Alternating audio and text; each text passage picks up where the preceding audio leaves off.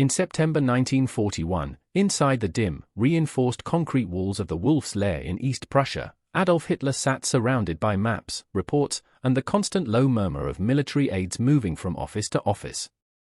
The Eastern Front dominated most of his attention, but that morning he was handed a thick folder from German naval intelligence. The report concerned American shipbuilding capacity. Hitler opened it with mild curiosity, expecting the usual estimates about U.S. naval activity or industrial trends. Instead, the first pages claimed that the United States was preparing to produce hundreds of merchant vessels in the coming year. He flipped to the second page, scanning the figures again.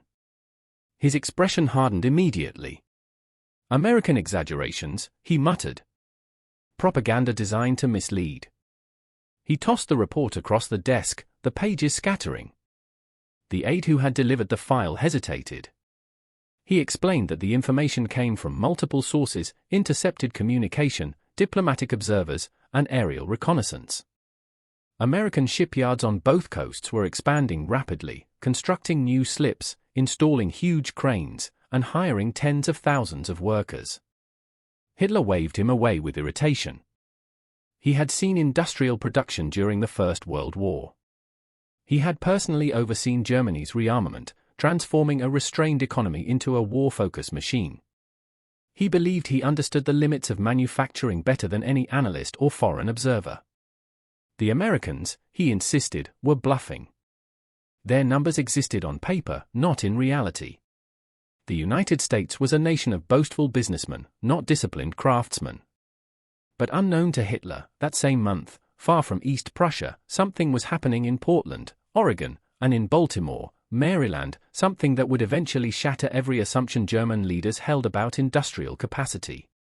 On September 27, 1941, at the Bethlehem Fairfield Shipyard in Baltimore, the first Liberty ship, the SS Patrick Henry, slid down the ways and into the water.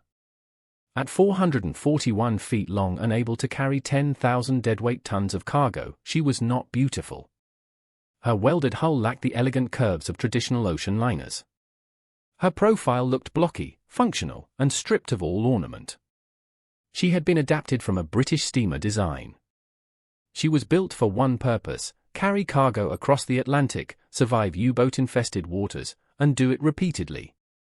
At the launch ceremony, President Franklin Roosevelt quoted Patrick Henry's famous words, "Give me liberty or give me death." From that moment, the name Liberty ships remained. What Germany did not yet understand was that the SS Patrick Henry was not merely a ship. She was the template for a production system that would fundamentally change the nature of shipbuilding.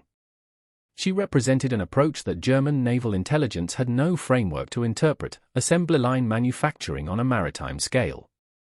In the winter of 1941–42, as Hitler refined his plans for his spring offensive into the Soviet Union and celebrated early U-boat successes in the Atlantic, American shipyards were undergoing a transformation unlike any in history. Henry Kaiser, a construction magnate who had never built a ship before the war, introduced mass production techniques borrowed from the automobile industry. Welding replaced slow, labor-intensive riveting. Prefabricated sections replaced traditional hull construction. Shipyards were redesigned the way Detroit auto plants were laid out, movement optimized, material flow prioritized, bottlenecks identified and removed. Across the country, in Richmond, California, Portland, Oregon, Baltimore, Maryland, and 17 other locations, new facilities shifted entirely to Liberty ship production. The labor force grew at an unprecedented rate. Women with no industrial background learned welding in weeks. Men considered too old for frontline military service picked up tools and joined assembly teams. Teenagers fresh out of high school found themselves working on massive steel sections that would soon cross the Atlantic. The training was rapid, the work intense, and the scale staggering. Meanwhile, German U-boats were enjoying their most successful period. In early 1942, Admiral Karl Donitz believed that he was finally winning the Battle of the Atlantic. His strategy was simple: sink Allied merchant ships faster than they could be replaced. Britain depended on imported food, fuel, weapons, and raw materials. If the supply lines were severed, Britain would starve. As American ships had not yet fully entered the war, Donitz calculated that he had at least a year before U.S. industrial capacity became relevant. During that year, he believed, Germany could force Britain to negotiate or collapse. But the numbers soon began to shift in unexpected ways. In March 1942, after sinking 3 merchant ships in 2 days, U-boat commander Captain Lieutenant Heinrich Bliert surfaced to assess the damage. He noticed that the vessels he had destroyed looked unusually new. Their hulls showed almost no rust or weathering. Their paint looked fresh. They seemed as if they had come straight from the shipyard. Bliert included this detail in his patrol report, and when he returned to base in France, his observation joined a growing collection of similar notes from other commanders. These reports were forwarded to German naval intelligence. Analysts compared them with aerial photographs, industrial data, and estimated production rates. A troubling pattern emerged: American shipbuilding was accelerating faster than their initial estimates had allowed for. When the new assessment reached Hitler in the spring of 1942, he again dismissed the numbers instantly. They must be counting the same ships twice, he argued. Or including fishing boats and river barges. His chief of naval operations, Admiral Erich Raeder, attempted to explain that the reconnaissance photographs were clear and that neutral observers had confirmed the scale of American shipyard expansion. Hitler interrupted. German shipyards, he insisted, represented the highest level of organization and craftsmanship. If Germany could only produce ships at a certain pace, then the Americans certainly could not exceed that by a factor of 10. It was impossible.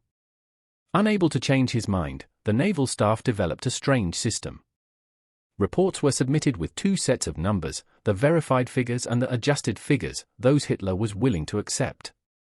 Month by month, the gap widened. The reality of American production grew increasingly distant from Hitler's worldview.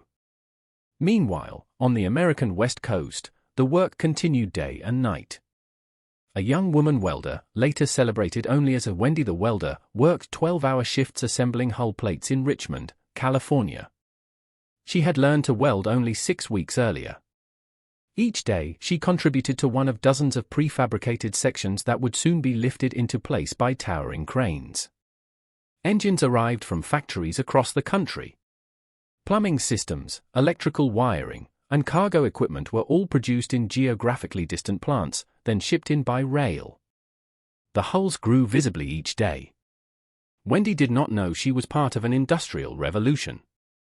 She only knew that ships were needed and that her work mattered. As 1942 progressed, the numbers became harder to ignore. In January, American yards had launched 12 Liberty ships. In February, 15. In March, 20. In April, 23. The acceleration was not linear, it was exponential. The photographs gathered by German intelligence depicted shipyards filled with cranes, workers, and rows of vessels under construction. The scale was unlike anything the German Navy had imagined. By July 1942, a German intelligence officer compiled a comprehensive report including photographs, eyewitness accounts, and mathematical projections. American production, he estimated, might reach 150 ships per month in 1943. He knew Hitler would reject these figures, but he believed the truth had to be stated. The report was delivered. Hitler read it. His mood darkened. When he reached the projections, he threw the document across the room. This, he shouted, was sabotage from within his own intelligence service. On a humid June morning in 1940, Air Chief Marshal Sir Hugh Dowding stood inside his office at RAF Bentley Priory, reading yet another memo questioning his fitness for command. At 58, he was already older than most serving officers. Gossip circulated through Whitehall corridors. Senior figures whispered that he had become too cautious, too slow to adapt, too unwilling to commit his fighter squadrons aggressively enough. And now, as the weight of the war pressed heavier each day, more and more eyes were turning toward him, not with confidence, but with doubt. The Battle of France had ended in disaster. Nearly the entire British expeditionary force had escaped across the Channel from Dunkirk, but they had been forced to abandon almost all their equipment. France was collapsing, and the Luftwaffe now appeared invincible. Many in the government believed that Operation Sea Lion, the German invasion of Britain was imminent. In this moment of crisis, Dowding's command decisions came under renewed scrutiny. Inside the Air Ministry, some believed he was too defensive. Others felt he was too conservative with aircraft allocation. And a few, like the vocal and abrasive squadron leader Douglas Bader, thought his caution bordered on defeatism. Dowding read the memo slowly, then placed it down atop a growing stack of similar criticisms. Yet his expression remained calm, almost detached. He was used to this pressure. In fact, he had endured it for months. What mattered to him now was not his reputation, nor the whispers of London's military elite. What mattered was preparation. The Luftwaffe would come, and when they did, fighter command had to be ready. If he failed, Britain would fall. Only a few miles away, at RAF Uxbridge, the men and women of fighter command were at their posts inside the underground operations bunker. Plotters moved small wooden aircraft markers across a vast table map, tracking incoming raids by observing the green blips appearing across radar screens, the beating heart of Dowding's system.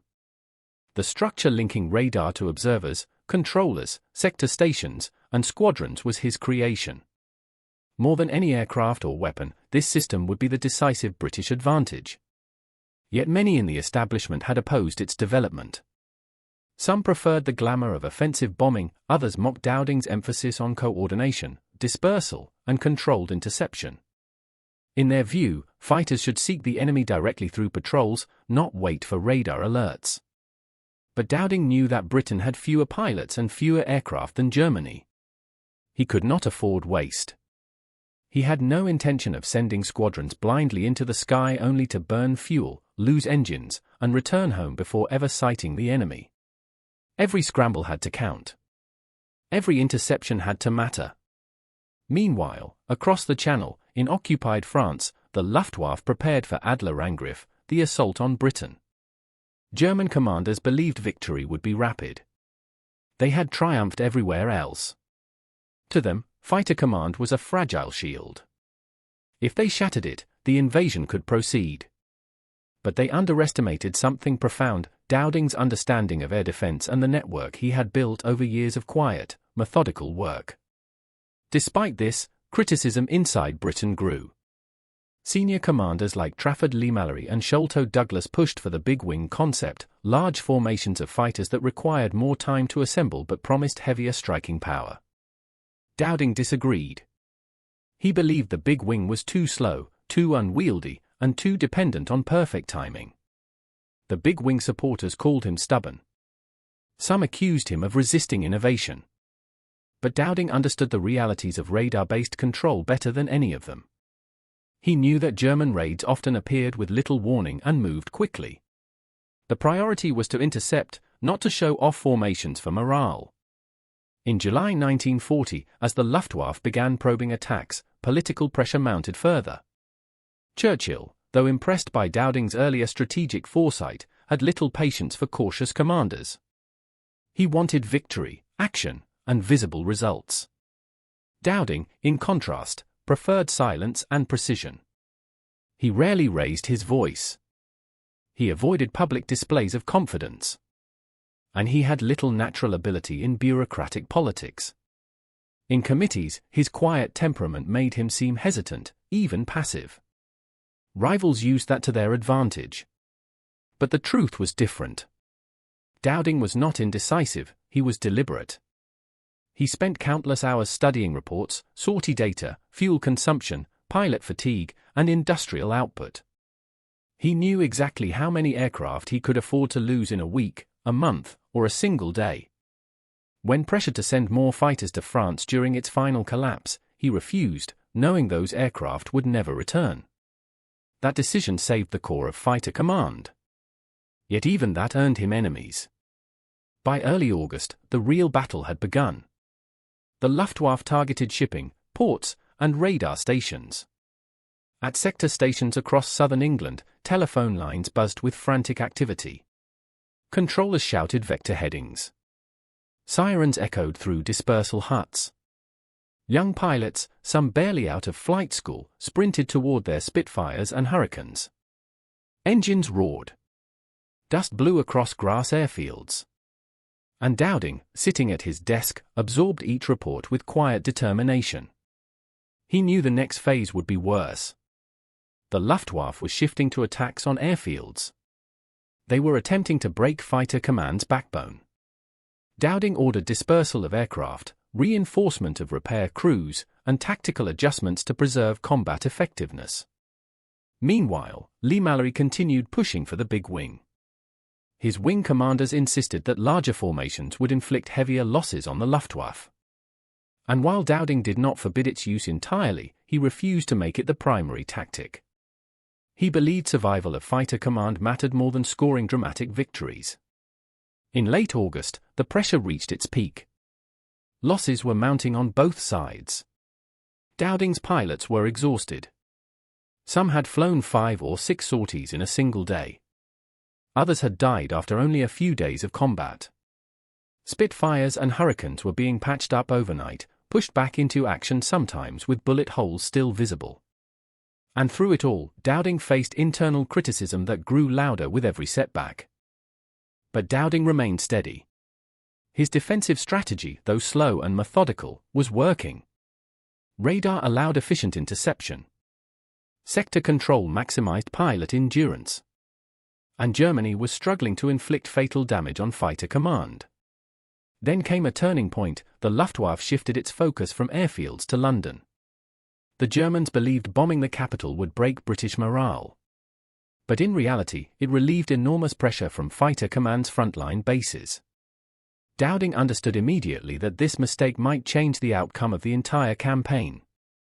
And as September approached, the battle entered its decisive phase. Britain was battered, but fighter command was still alive, because Dowding had kept it alive. By early September 1940, the Battle of Britain had reached a level of intensity that few in fighter command had imagined possible. Every day brought new Luftwaffe raids, sometimes 3, sometimes 4, sometimes more. Sector stations in the south were repeatedly bombed. Hangars collapsed. Operations rooms shook under the force of explosions. Runways split open, forcing pilots to land on torn, uneven grass strips. Some bases were barely functioning. Others were relying on temporary communications after their control rooms were hit. Yet, somehow, fighters continued to rise into the sky. And at the center of this organized chaos stood Hugh Dowding, calm, steady, and fully aware of the stakes. He knew that the Luftwaffe was trying to crush fighter command before launching an invasion. He also knew that if fighter command broke, there would be nothing left to stop German troops from crossing the Channel. Inside the bunker at RAF Uxbridge, Air Vice Marshal Keith Park, Dowding's trusted subordinate and commander of No. 11 Group, was directing the defense of southeast England. Park was relentless, resolute, and one of the very few senior officers who shared Dowding's philosophy of controlled interception. He understood the limitations that Dowding saw so clearly: limited pilots, limited aircraft, limited fuel, limited everything. And he knew that the big wing concept favored by Lee-Mallory was entirely unsuited for the speed and frequency of German attacks. Park and Dowding had formed an effective partnership. Dowding shaped the strategic framework, and Park executed the tactical fight. Their combined approach was simple: preserve fighter command, apply pressure where necessary, and avoid unnecessary losses. But although this strategy was saving Britain, it was not popular. Critics wanted spectacle, large formations, heavy German casualties, and newspaper headlines proclaiming British superiority in the skies. Dowding, however, cared only about outcome, not appearance. He understood a reality that many others failed to grasp: Britain was fighting a war of endurance, not theatrics. And endurance required discipline, control, and strict conservation of resources. As the Luftwaffe intensified its effort, Britain's system of radar and ground observers proved invaluable. Every incoming raid was detected long before it reached the coast. Information flowed from radar stations to fighter command headquarters, then down to each group and sector. The resulting coordination allowed British fighters to arrive at carefully selected interception points, minimizing time in the air, maximizing combat efficiency, and preserving precious fuel. Still, the pressure was overwhelming. Pilots were reaching their breaking point. Some had been flying in combat for weeks without rest. Their sleep was constantly interrupted by sirens. Their nerves were frayed. Many were barely holding themselves together. But they continued to fly because Dowding's system demanded precision, and they were the ones executing it. On the 7th of September, 1940, the Luftwaffe launched a massive raid not on airfields, but on London itself. Nearly 1,000 aircraft, bombers escorted by fighters, crossed the Channel. It was the largest attack Britain had seen. Fires engulfed the docks. Smoke clouds rose thousands of feet into the air. Thousands of civilians were killed or injured. At first, Park and Dowding feared this was the beginning of a new strategy, one designed to lure fighter command into a trap or overwhelm the capital's defenses through sheer scale. But as the raids continued over the following days, Dowding recognized something else. The Luftwaffe had shifted its focus away from the airfields that had been so heavily pressured. This was a strategic miscalculation on Germany's part, and Dowding knew it immediately.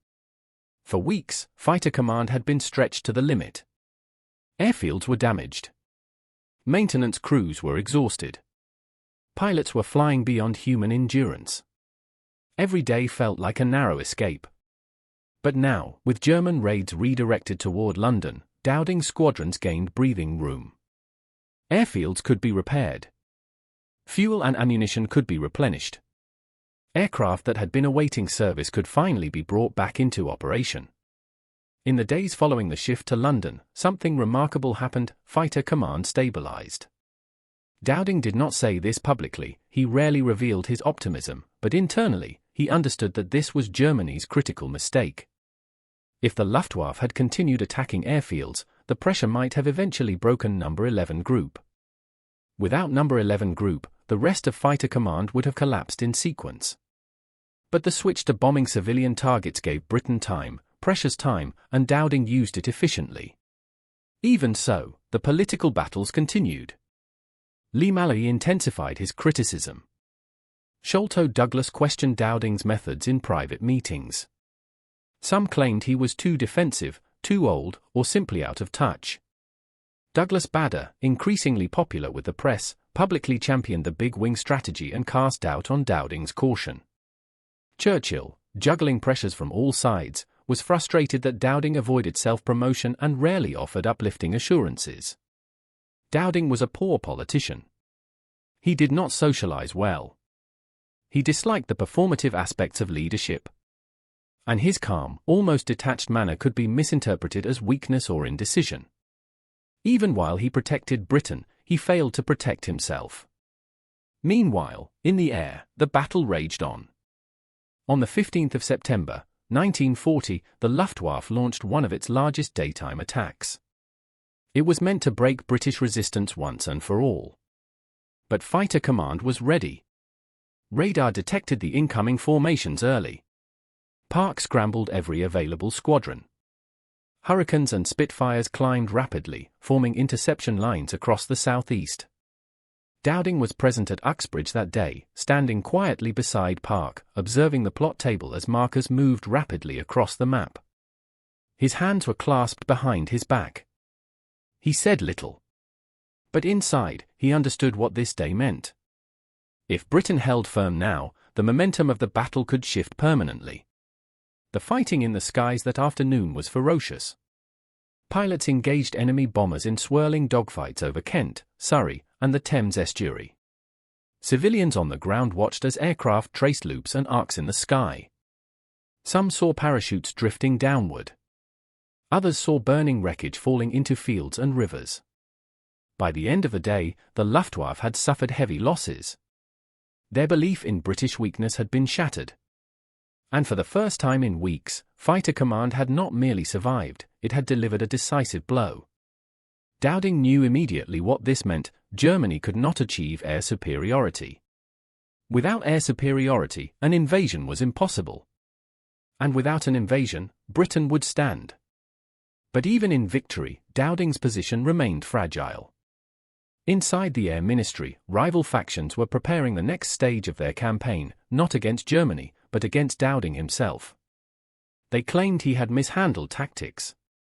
They argued that his command style was outdated. and they insisted that new leadership was essential for the next phase of the war. Dowding had saved Britain. But in political warfare, victories on the battlefield did not ensure victories in committee rooms. By late September 1940, Britain had survived the worst of the storm. The Luftwaffe was still launching raids, but the scale had diminished. German losses were mounting, and their commanders were beginning to question whether air superiority over southern England could ever be achieved. Dowding's strategy, precise, conservative, and deeply rooted in the realities of limited resources, had proven effective. But while the nation was beginning to breathe again, Dowding himself found no relief. Inside the Air Ministry, his opponents became increasingly vocal. Leigh-Mallory and Sholto Douglas circulated papers criticizing his methods. Their central argument was that Dowding's tactical conservatism prevented fighter command from delivering decisive counterblows.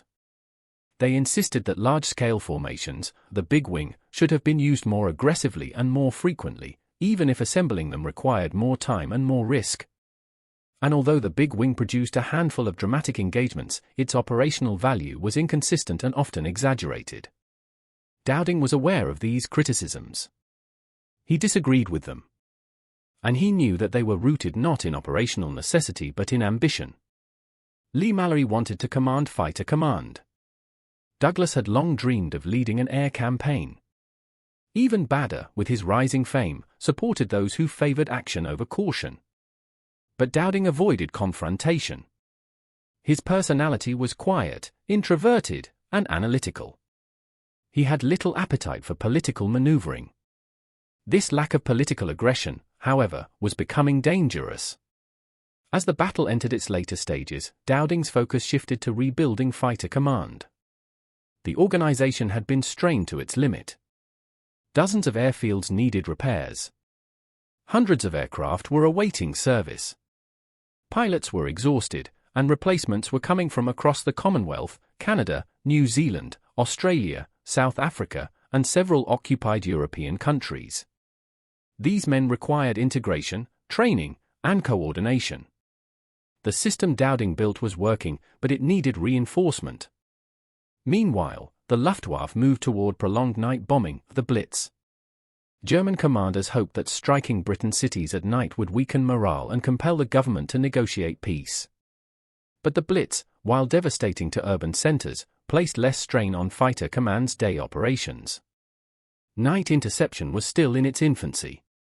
Britain lacked effective radar-equipped night fighters. And while the raids caused enormous destruction, they no longer threatened the survival of Dowding's fighters. Still, Dowding's leadership was being questioned at every turn. In meetings, he appeared weary. The months of relentless pressure had taken a toll. His voice was softer. His responses were often limited to the essential facts. His colleagues interpreted this as aging, or a decline in vigor. Some concluded he was unfit for the next phase of the war. They ignored the reality that he had carried the weight of Britain's survival almost entirely on his shoulders. Even Churchill, while respecting Dowding's strategic achievements, grew irritated by his lack of assertiveness in discussions. Churchill wanted commanders who fought political battles as fiercely as military ones. Dowding was not such a man. Nonetheless, the evidence of his success was clear. Fighter command remained intact. Britain had not been invaded. The Luftwaffe's confidence had been broken. But in late October and early November 1940, as Germany shifted towards long-term bombing operations and reconsidered its invasion plans, Dowding's internal enemies saw an opportunity. The victory in the Battle of Britain provided them a safe political moment to remove him without being accused of undermining national defense. In the first week of November, behind closed doors, discussions began about replacing Dowding as Commander-in-Chief of Fighter Command. His age was cited. His supposed fatigue was mentioned. His rejection of big wing tactics was labeled an error. And his lack of enthusiasm for offensive air operations was portrayed as a strategic flaw. Keith Park, Dowding's closest ally, faced similar accusations.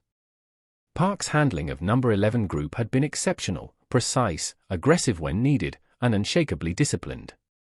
But Leigh-Mallory and his supporters argued that Park's resistance to the big wing prevented larger victories. They pushed for a restructuring. Park should be removed, Dowding should step down, and new leadership, more aligned with the big wing philosophy, should take over. Dowding, overwhelmed with operational reports and rebuilding efforts, was unaware of how swiftly the political tide was turning. On the 12th of November, 1940, he was called to London for a meeting at the Air Ministry.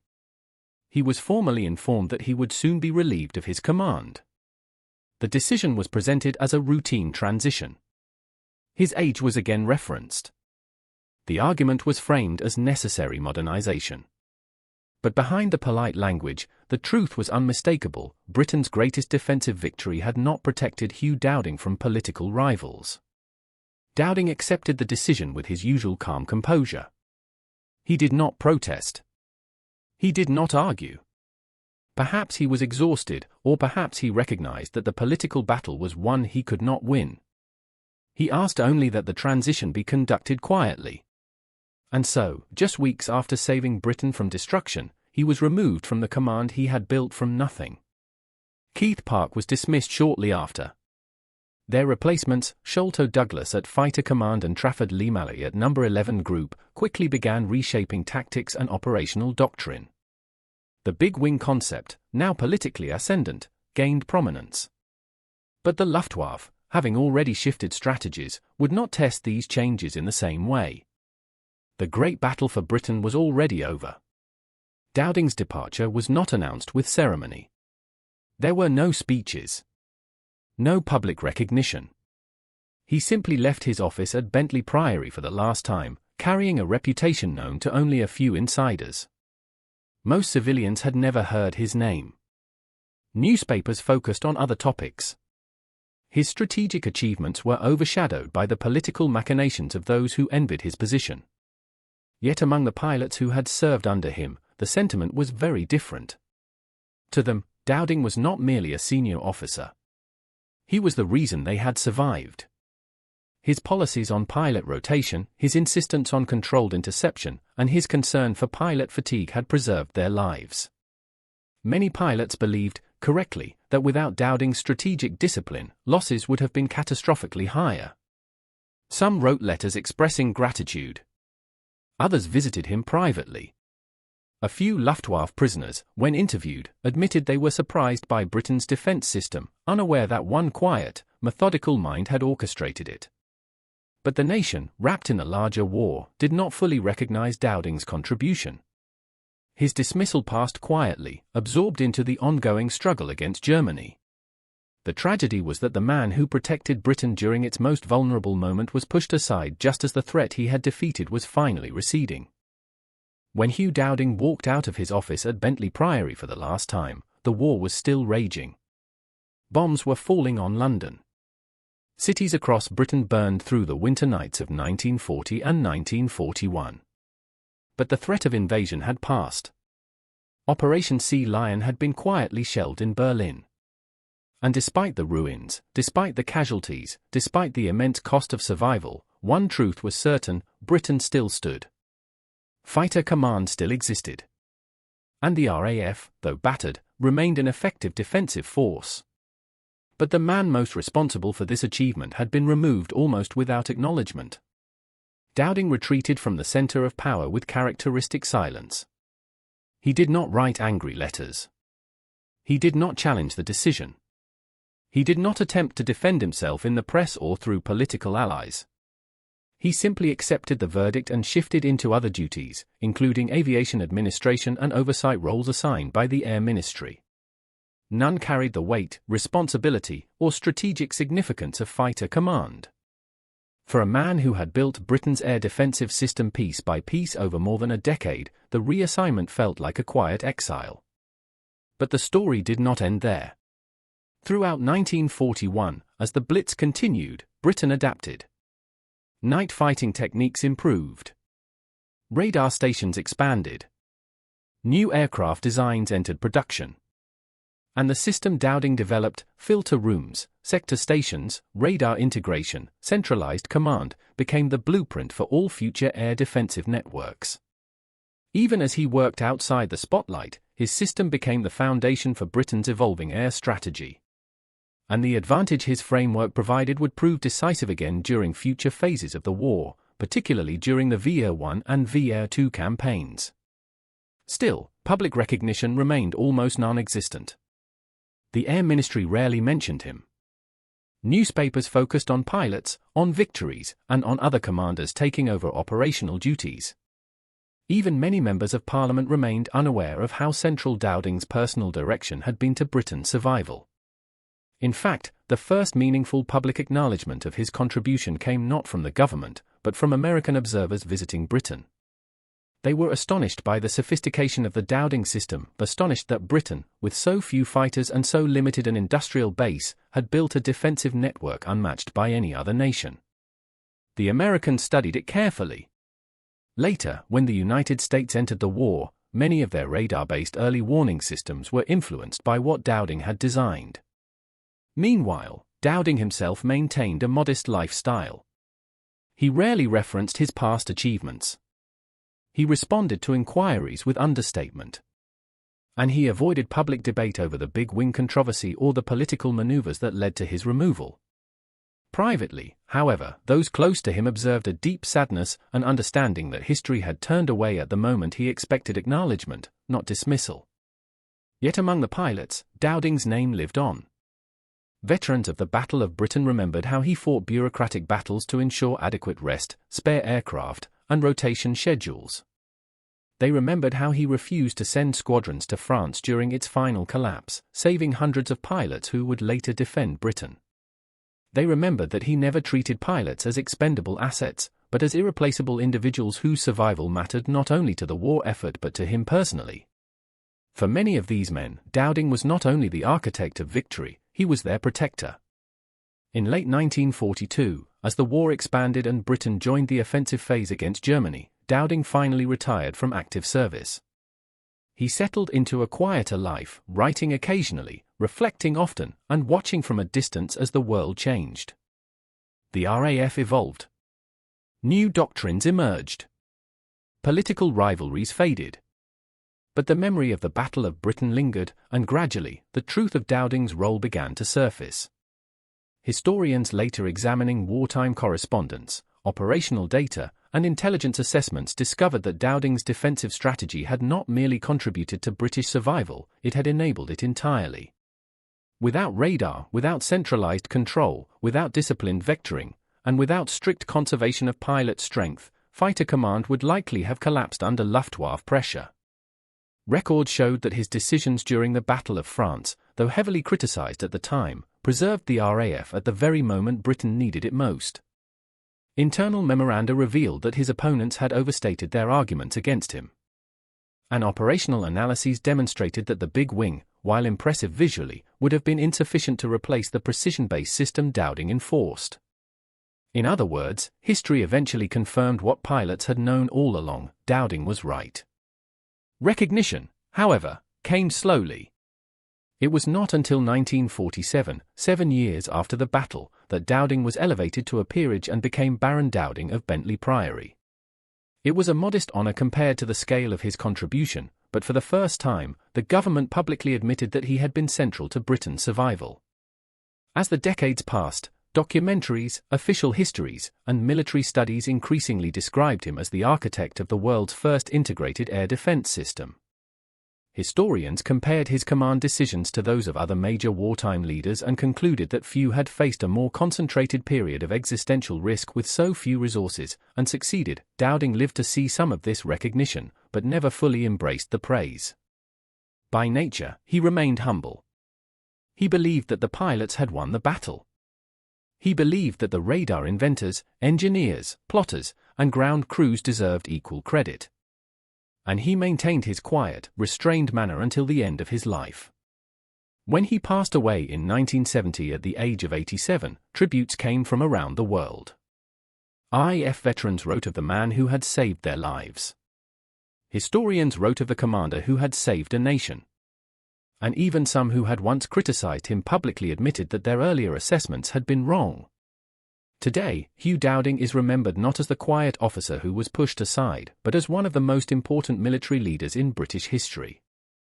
His system, his strategy, and his steady leadership during Britain's darkest hour ensured that the RAF held the line. Without him, the outcome of 1940 and the future of Europe might have been very different. The Battle of Britain has been studied for generations. The courage of the pilots is legendary. But behind their valor stood a commander who understood the battle before it began, who prepared the defenses long before the threat arrived, and who refused to gamble with lives or with the survival of the nation. In the end, the greatest irony of Hugh Dowding's life was this. He was removed from command just as victory was secured. But that same victory stands forever as his legacy. He saved Britain. He shaped the course of the war.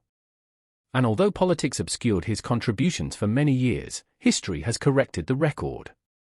Dowding's quiet mind, his discipline, his foresight, and his refusal to be swayed by pressure preserved the island fortress that would one day form the base from which Europe was liberated. His leadership ended in silence.